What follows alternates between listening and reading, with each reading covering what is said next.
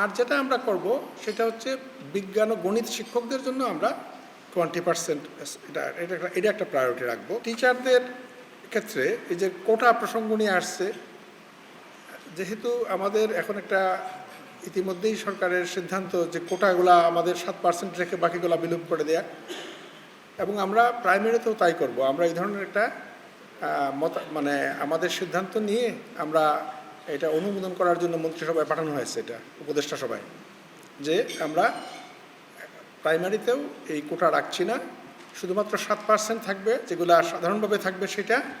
আর যেটা আমরা করব সেটা হচ্ছে বিজ্ঞান ও গণিত শিক্ষকদের জন্য আমরা 20% এটা একটা প্রায়োরিটি রাখবো। কারণ বিজ্ঞান ও গণিতের ক্ষেত্রে ওই বিষয়ের লোক হলে না হলে পরে এটা পড়ানোর সমস্যা হয়, সেই জন্য।